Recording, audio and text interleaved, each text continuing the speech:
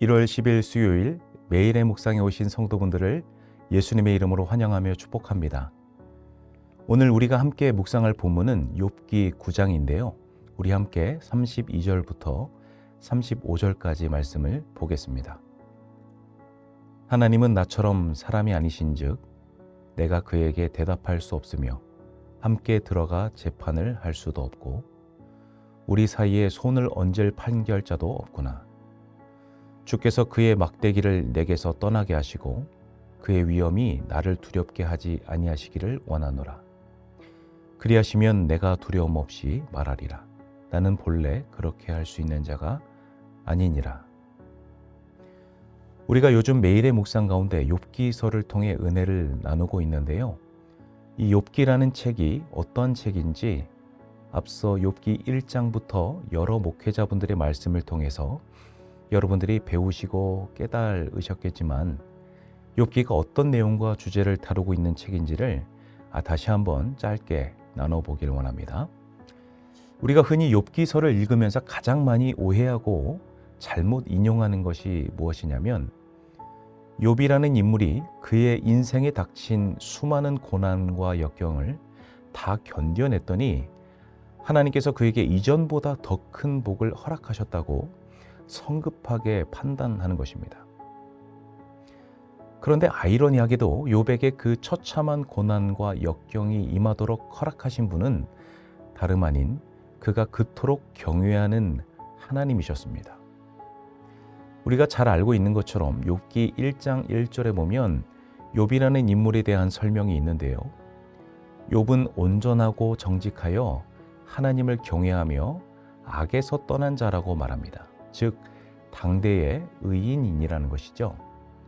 이런 의인이었던 욥에게도 이유를 알 수 없는 역경과 고난이 찾아오게 되고 그런 고통으로 인해서 하나님을 향해 몸부림치며 아무리 도움을 구해도 하나님은 전혀 말씀하지 않으시는 이른바 하나님의 철저한 침묵을 겪을 수밖에 없는 그런 상황까지 오게 된 것입니다.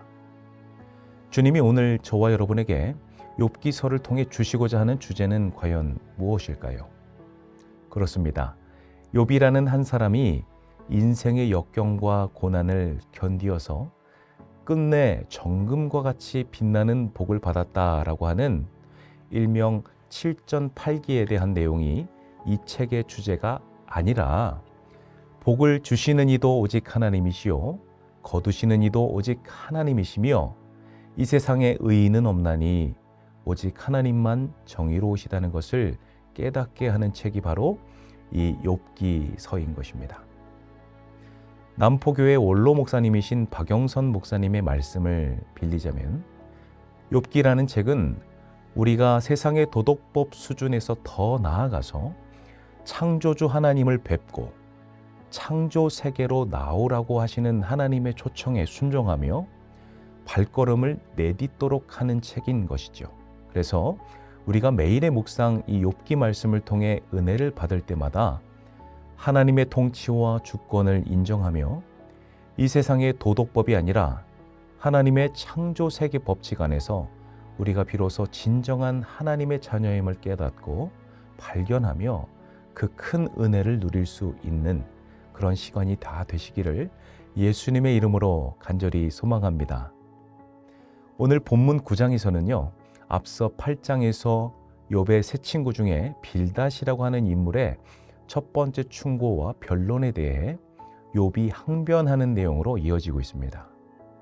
8장에서 빌닷은 당대 조상 대대로 이어져 오던 전통적 지혜를 들어서 욥을 추궁하고 있습니다. 빌닷이 이렇게 욥을 추궁한 이유는 무엇일까요? 욥이 자신에게는 아무런 잘못이 없다며 하나님을 원망하게 된 이유가 하나님을 혹시 경외하지 않기 때문이 아닐까라고 빌닷이 판단했기 때문이었습니다. 그러나 욥은 하나님을 경외하지 않아서 원망을 토로한 것이 아니었지요. 그는 고난 중에서도 하나님을 경외하는 인생이 분명했지만 하나님이 자신에게 허락하신 이 알 수 없는 고난으로 인하여 자신이 당하는 고통이 감당할 수 없을 정도로 너무나 컸기 때문에 절제하지 못하고 원망을 토로하게 된 것입니다. 이런 욥의 태도에도 문제가 있지만 욥이 하나님을 경외하지 않는다고 섣불리 예단했던 빌닷에게도 더더욱 문제가 있었습니다. 그는 잘못된 인과응보 교리를 통해 욥을 대하고 있었던 것이었죠. 빌닷은 거룩하시고 위대하시며 우리가 감히 측량할 수도 없는 하나님을 과거로부터 전승되어 오는 인과응보 교리 안에서만 바라보게 되는 우를 범하게 된 것입니다. 우리가 일반적으로 이해하는 인과응보 교리는 어떤 것입니까? 의인이 복을 받고 악인은 벌을 받는다는 원리 아니겠습니까? 이러한 교리에 하나님을 동일시해서 신정론을 부정하고 하나님은 반드시 의인에게 복을 주며 악인에게는 벌을 주는 분이라고만 굳게 믿는 이런 행위는 위대하신 우리 창조주 하나님을 인간이 만든 도덕법 수준으로 끌어내리는 수준이 되는 것입니다. 사랑하는 성도 여러분, 여러분이 인생을 사시다가 뜻하지 않는 고난을 겪게 되시거나 내 주변의 이웃이 알 수 없는 고통을 당하게 될 때 그 원인을 찾는다는 명목으로 성급하게 인과응보 교리를 적용하는 것이 아니라 의인이 당할 수 있는 고난을 충분히 이해하며 받아들이고 그의 곁에서 함께 울고 격려하며 하나님의 숨겨진 뜻을 함께 발견해 나아갈 수 있는 저와 여러분 되시기를 주님의 이름으로 간절히 축복합니다. 마지막으로 욥은 오늘 우리가 함께 읽은 본문에서와 같이 하나님은 나처럼 사람이 아니신즉 내가 그에게 대답할 수 없으며 함께 들어가 재판을 할 수도 없고 우리 사이에 손을 얹을 판결자도 없구나. 욥은 지금 자신의 고난에 철저히 침묵을 유지하며 숨겨져 있는 하나님을 발견하기 위해 몸부림치고 있습니다. 욥이 하나님께 드렸던 간구는 다름 아닌 자신의 간구를 정당한 것으로 인정해 달라는 것이었죠.